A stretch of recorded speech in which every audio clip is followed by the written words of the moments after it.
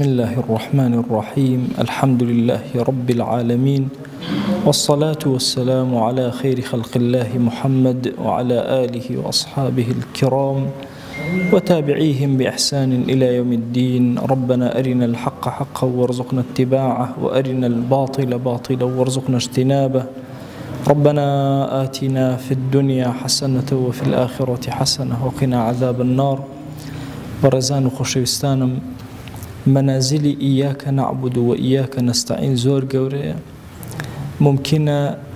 همو أماني لسر زويا بيك وأليان إياك نعبد وإياك نستعين هريا كيان لبلو لمنزليك عبداياتي به منزل كان عبداياتي زورا قورا. ابن القيم رضا ورحمة خوالي بلا مدارج السالكين أفرمي هندي لأهل تصوف فرميانا هزار بلاهية هندق لعارفة كان فرميان هزار بلاهي بوي إنساني مسلمان بيبري باسي هندق لبلا كان من كرقيشنا بلاي توبة كبلايكي زور تايبتا بلايكي قشتية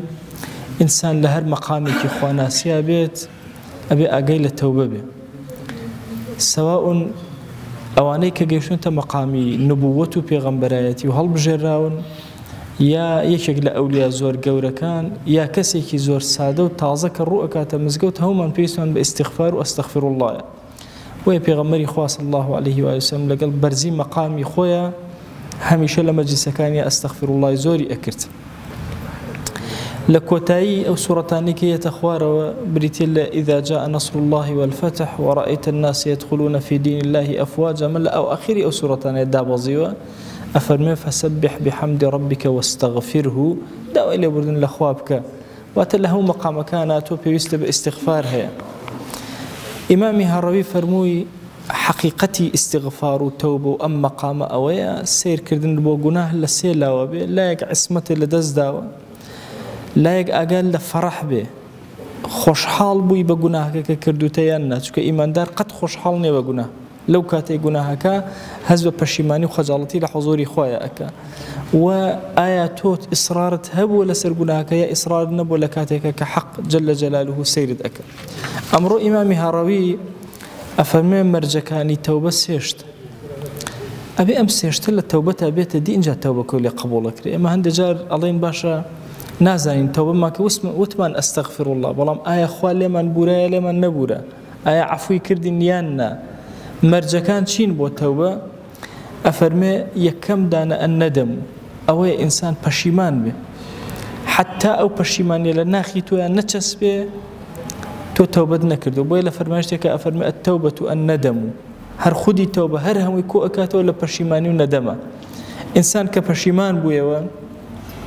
کە ئەکاتە حەقیقەتی تەوبەکردن ئەو پەشیمانی ئەبێ ناخی بە معنای کەلیمە هەست بەمە بکە أفرمي مسائل الندم وبشيماني أجر إنسان ندمي نبت بشيمان نبي لو جناهيك كردويتي أبدا توبك اللي قبول ناكر يعني بيركرتو جناهك تكرد به مصر بلا سر جناهك بلا والله توبة مليكر بأستغفر الله النجاة نبي أبي ضلت بمعنى كلمة بشيمان بلا جناهيك كردويتي أم خاليك بشيمانية زور جوري أبي سيري ضلتك ضلناو أيه بزاني فعلا بشيمانية بشيمانية والله جاري وهي بزمان أستغفر الله أستغفر الله أستغفر الله أكي بلام لحقيقتها بشيماني لجناها كت شون علامتكم بيبلا لسر بشيماني لسر جناه آية أو جناها أزارت أداة آية أو جناها دركي بي أكي كشر مزاري لحضوري خوايانا أجر أم دركت هبو ديار بشيماني أجر أم دركت نو بشيماني تنية بشيماني أولنية كإنسان تنها بزمان بلا پشیمان یا بزمان بڵێ ئەستەغفر الله و تەوبە خوایە ناوەڵڵا ئەبێ لە ناختا پەشیمان بی لە خودی ئەو گوناها کە کردووت عولەما ئەفەرمون باشترین نوێژێک لە کاتی ئینسان گوناها کە بیکە نوێژی تەوبەیە نوێژ تەوبەیە کە لە سونەتە مەتروکەکان ئینسان هەر گوناهێک هاتە ڕێ و کردی گەورە بوو بچووک بوو هەرچی بوو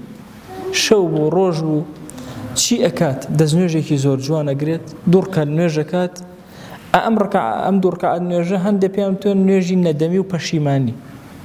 یعنی دوورکە نوێژەکە کە خۆیان پەشیمانم لەو گوناهەی کە کردووم دانەیەکە دوانە دەیە مهم ئەو گوناهانە پێویستی بە چییە؟ بە سەڵات و تەوبە هەیە.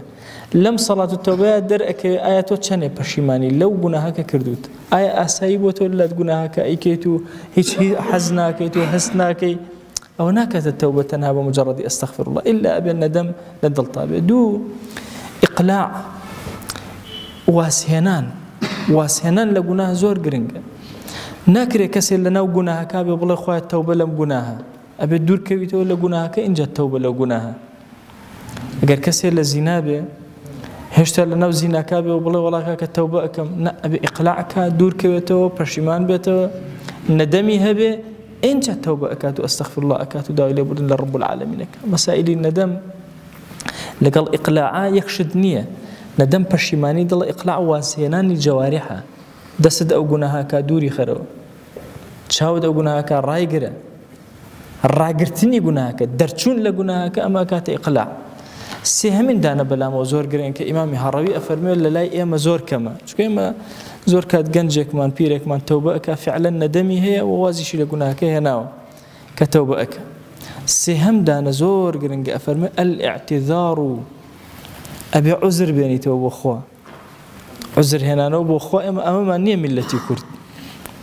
لەوە چێ بڵێن ئەستەغفر الله، لەوە چێ واز لە گوناهەکە بێنین، لەوە چێ پەشیمان بین، بەڵام قەت ڕۆژێک لە ڕۆژان دانەنیشتوین بینی خۆمان و خوا عوزر بێنینەوە لەسەر ئەو گوناهانەی کە کردومان. مەسائلی عوزر بریتێ لەوەی کە ئینسان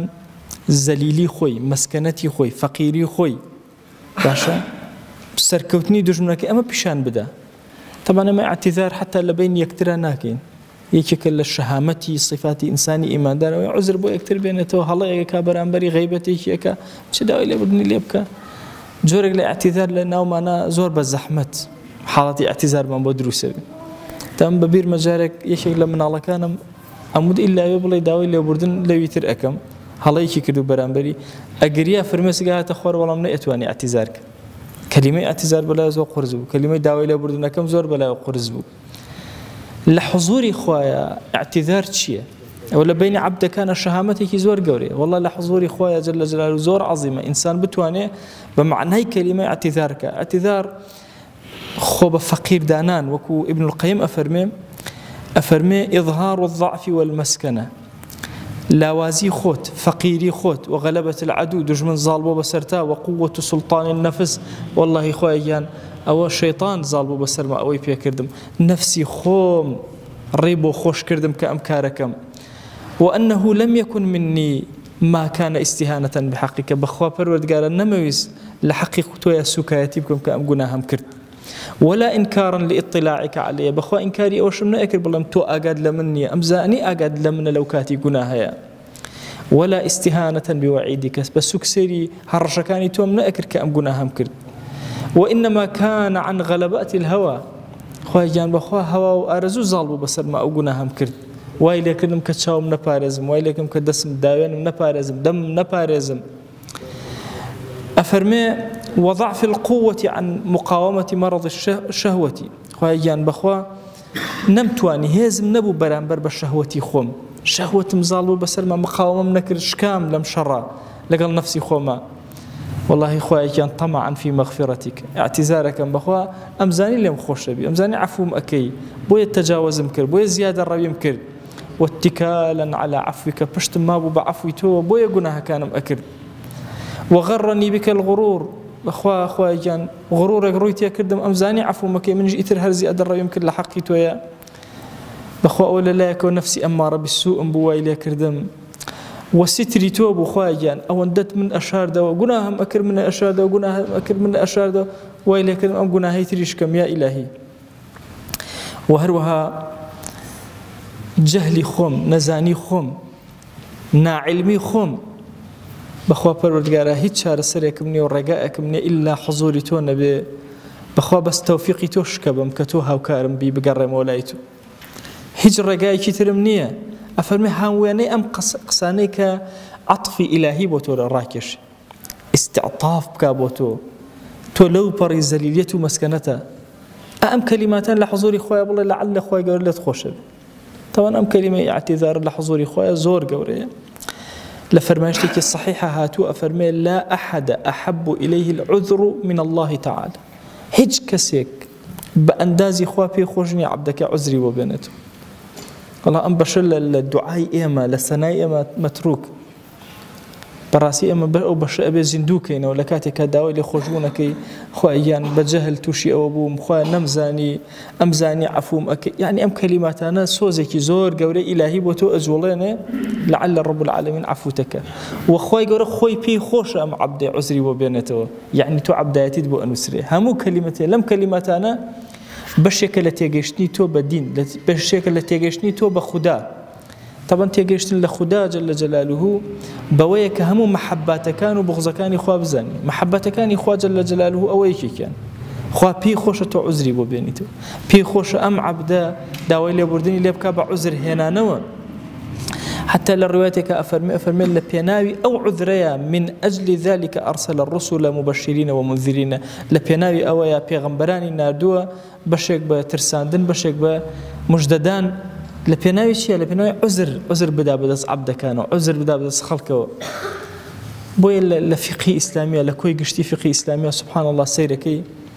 عذر هنا نو زور حتى بيغمر صلى الله عليه وآله وسلم سير كان كسك هاتو زيناي كردوا هاتو تخزمت بيغمر صلى الله عليه وآله وسلم ها عذري بو انتو الله بخوا لو شيء ما شكرد به هلا قبلته هلا ضاجعتها باشا لو شيء ما شكرد به لو شيء لبنايا راك شابي ايوه عذري بو بينتو عذري بخات السر زماني بو يعفيك بيغمر صلى الله عليه وسلم عقوبين ده خداش جل جلاله بهمان جشن الله جل جلاله بعظمته قوري خوي يكيق لوشتاني كزور بي خوش ام عذر هنانو ام لالانو لإنسانو بو خدا أفرمي فالملقيات ذكرى عذرا أو نذرا لقرآن يعني خوا جل جلاله يكيق لشتكان كبيغمبراني بو ناردو عليهم الصلاة والسلام عذرا أو نذرا يا بيان ترسين يا عذر يان بو بينو بوي هيج مجالاتك نمنت ولا قيامتها كسك بلا خوايا والله من عذرك مهبو شو قال يق عذر بينت ولا قيامتها عفويك اجر عبد لعبد كان تواني لقيامتها لحضوري خوايا يق عذر بينت لسر كفري لسر هر هلايكي كردتي خوا عفويك بوي اهلي فتره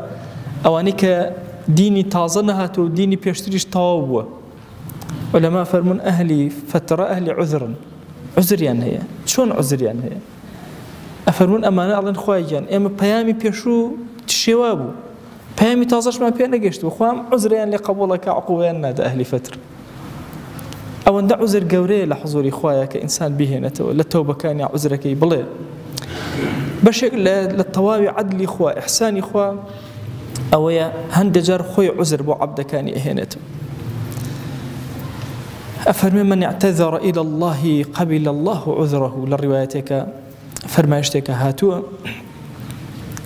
كالشيخ الباني بالصحيح دانا وأفرمي هركسي عذري هنا يبوخوا إلا خو عذرك قبولك يعني أجر عذرك هنا باواش نبي يعني أما التشبيه نبي بين بيشاي وخود من عليك تهلايكي كردو يت عذرك بوينا تو أزاني عذرك وانية الله يرول بوشي تأخير بوي الله والله باوكي تر طاقة منه بقات من الشكل الريا هي واشي واشاتمو تو أزاني أم خسواني والله ليش قبولك باش باوكي كميك مهرباني هي أما أكا أجر خوايك جل جلاله أم عبده والله عذركاني شي راز نبي يعني مسألة جهل نبي مسألة غلبة الشهوات نبي زيادة الرويشي لحقي خواك بس أم كلمات نبلا خوا عفويك عذرك اللي قبل الله عذره بس عذر بين رو وخوا بوي التوبة تنهى أونية بشيمان بتواز لي بين تبلا استغفر الله أبي عذرك لحضوري خوايا هنا بتو خوا أو جناهم كرت لبر أوشته أو هلا يروي دا لمن لبر أوا عذري بين رو لحضوري خوايا أم بشغ غائبة للتوبة إما بويا حسبك اللم بابتي توبة زياتر بوستين لراسي إما التوبة أكين بس لو شي زورك لقناها كان لقيامة هرب كل ما نوما بن نمان زاني بتشون توبة أكين نمان زاني بتشون لحضوري خوايا توبة كان من أرى زاني نوا بويا زور بيسمان بويا كان إنسان اعتذارك لحضوري خوايا توبيك صادقة لك بعذر هنا نوا اعترافك بل خوايا كان من أو هلا يمكن ولا بر أوا من أبم شوازم كرت اعتذاركم اعترافكم بوي هلم كرت تو بلام أما عذرك لما نوبته برزبيته عفومك طبعا جورك لعذر هنا نو هنا هيا بو إنكاري عذر هنا ولا نم كردوه أو قبولني الله إخوة الله إخوة كان كردم لبر أوا لەبەرەوەی جاهیل بووم لەبەرەوەی نەزان بووم شەهوەتم زاڵ بوو بەسەرما شەیطان زۆری بۆ هێنام خۆم پێ نەگیرە لە بەرامبەر ئەم گوناها جەنگم ئەکرد لەگەڵ نەفسی خۆمە بەڵام نەفسم زاڵ بوو لەسەرما لەم کاتەیە إلا عذر لە عذرەکان بێنەوە لە حضوری خۆیە لەعەلە خۆی گەورە لێت قبوڵەکە داوا ئەکەین لە زاتی پاکی پەروەردگار ئەڵێن خوایەکیان داوا لێ ئەکەین بە ناوی جوانت بە صیفەتی بەرزە بە ئیسمی عەظەمت بە کەڕەمی خۆت تەوبەکانمان لێ قبوڵکە یا رب العالمین لە پلە و مەنزیلەی تەوابین قبوڵمان کە یا رب العالمین ئیلاهی بەخوا ئێمە شەرمەندەی بەردەم دیوانی تۆین خۆمان ئەناسین بە باشی خەیاڵی خۆمان ئەناسین دڵی خۆمان ئەناسین فکری خۆمان ئەناسین ئیلاهی ئێمە بە چاکی ئەزانین چ جینایەتێکمان کردووە لە حوزور و حەقی تۆیە بەڵام ئەزانین تۆ لێبوردەی ئەزانین تۆ کەریمی یەکێک لە ناوەکانت ڕەحمانە یەکێک لە ناوەکانت ڕەحیمە یەکێک لە ناوەکانت کەریمە ئیلاهی ئێمە ئەزانین کە تۆ لە عەبدەکان خۆش ئەبی بۆیەش ئێمە بەم ڕۆ قایمەوە هاتوون هاوار ئەکەین و تەڵەبی تەوبە ئەکەین ئەزانین شایستە نین بەڵام ئەزانین تۆ شایستەی یا ئیلاهی بە شایستەی خۆت عەفومان کە بە گەورەی خۆت عەفومان کە بە بەزەی خۆت لێمان خۆش بە بەزەی خۆت بەسەرمانە ببارێنە ئیلاهی داوا لێ ئەکەین گوناهێ بە ئاشکرا کردومانە عەفومان کە گوناهێ بە پەنهان کردومانە عەفومان کە گوناهێ نەمانزانی کردمان عەفومان کە گوناهێ زانیمان و ئیسرارمان کرد عەفومان کە خوای داوا لێ ئەکەین بە گەورەی خۆت تۆ خۆت هاوکارمان بە بەخوا پەروەردگارە ئێمە لە جەنگی نەفسمانە خەریکە شکست ئەهێنین لایە نەفسی بەدکارمان لایە شەیاطینی ئینس و جن لایە هەموو کافرانی جیهان بەرامبەرمان کۆبوونەتەوە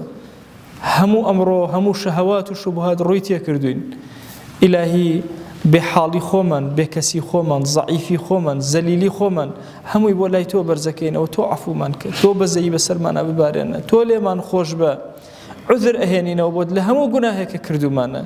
عذرەکانمان قبول کە یا رب العالمین ئیلاهی بەخوا ئێمە عەبدی تۆین بەخوا دینەکەی تۆمان خۆش ئەوێ یا ئیلاهی ئەگەر هیچ تاعەتێکمان نەبێ لە حضوری تۆیە تاعەتی حبی دڵمان هەیە بۆ تۆ تاعەتی حبی دڵمان هەیە بۆ پێغەمبەر صلی الله عليه وسلم تاعەتی حبی دڵمان هەیە بۆ دینەکەت دەیا ئیلاهی لێمان خۆش بە عەفومان کە دامەزراومان کە هیدایەتمان زیاد کە یا ئەکرەم الئەکرەمین خوای گیان داوا لێ ئەکەین بە ناوی جوانت بە صیفەتی بەرزە بە ئیسمی عەظەمت لە گوناهی خۆمان خۆش بە لە گوناهی دایک و باوکمان خۆش بە ئیلاهی لە گوناهی خوشک و براکانمان خۆش بە لە گوناهی کەس و کار و خزمەکانمان خۆش بە لە گوناهی خێزان و هاوسەر و مناڵ و وەچەمان تا ڕۆژی قیامەت خۆش بە یا رب العالمین ئیلاهی داوا لێ ئەکەین لە گوناهی باو و باپیرمان یا ئیلاهی لە هەر هەمویان ببوورە یا رب العالمین ئیلاهی لە گوناهی مامۆساکانمان خۆش بە لە گوناهی قوتابیەکانمان خۆش بە هەر کەس مافێکی بەسەرمانەوە لە گوناهی خۆش بە لە دراوسەکانمان خۆش بە لە هاوشاریەکانمان خۆش بە لە هاونیشتیمانیەکانمان خۆش بە لە ئومەتی پێغەمبەر صلی الله عليه و آله وسلم خۆش بە یا رب العالمین ئیلاهی لە گوناهی مردوەکانمان خۆش بە ئیلاهی داوا لێ ئەکەین لە گوناهی مردوەکانمان ببوورە تایبەت ئەو مردوانەی بێناز و بێکەسن ئیلاهی ئێمە لێرەوە دوعایان بۆ ئەکەین لە گوناهیان ببوورە یا رب العالمین ئیلاهی داوا لێ ئەکەین لە گوناهی زاناکانمان خۆش بە لە گوناهی داناکانمان خۆش بە ئەوانەی دەستی ئەم ئومەتیان گر بەرەو دینداری و خواناسی خوای لە گوناهی هەمویان ببوورە یا رب العالمین ئیلاهی لە گوناهی بانگخوازەکانمان خۆش بە خوای دینداری لە دڵمانە شیرین کە دینداری لەناو ئەم وڵاتە و ئەم وڵاتەی ئێمە و ئەم نیشتیمانە بەهێز کە ئیلاهی داوا لێ ئەکەین بە گەورەی خۆت بە ڕەحمەتی خۆت ئەوانەی ملحید و بێدینن ئیلاهی ئەگەر جێگەی هیدایەتن هیدایەتیان بدە جێگەی هیدایەت نین لە کۆڵ ئەم میلەتی کوردیان بکەرەوە یا رب العالمین ئیلاهی داوا لێ ئەکەین حکمێکی عادڵ بکەرە یا ئیلاهی سەرکردە و گەورەمان ئیلاهی داوا لێ ئەکەین لە فەساد دوورمان خەرەوە لە خراپەکاری دوورمان خەرەوە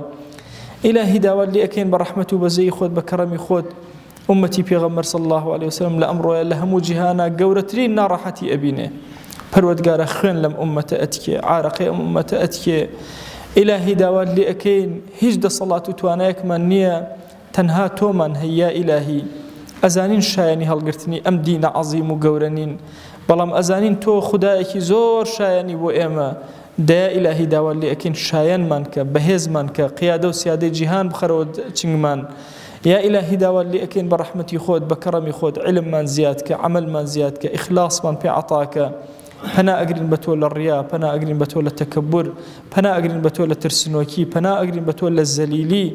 خويا زليلي دسي ظالمان من مكة خويا زليلي سرجيقة من مكة إلهي محتاجي دسي نامرد من مكة محتاجي دسي مروفة كان من مكة زليل وقوزاونا وقناها كان من مكة بأولياء خوت قبول مانك ورمان قرا برز مانك ولا حضوري خوتا يا رب العالمين لمقربين خوت حساب مانك يا أكرم الأكرمين خويا جان طاعة عبداتي كان من لقبولك الرجو كان من لقبولك ذكر أوراد من لقبولك تراويح كان من لقبولك قرآن خيندن من لقبولك إحسان وصدقة وزكاة وسرفتة كان من لقبولك درجة كان خير بسر ما نبكر وقبول مانك لا يخوتي يا رب العالمين خويا قبول مانك لا يخوتي يا أكرم الأكرمين يا إلهي داوى اللي أكين الصلاة أما جسي إما بقينا بيغمبر صلى الله عليه وسلم يك نوما لخزمة يا بينا يا إلهي اشتياقي ضلي إما بيبقينا يا إلهي صلاة وسلام الروحي إما بيبقينا يا رب العالمين آمين آمين والحمد لله رب العالمين وصلى الله على سيدنا محمد وعلى آله وصحبه وسلم تسليما كثيرا أبدا إلى يوم الدين خوي قول لقناهي من الشيء وجبوري خوي قول لمن قبولك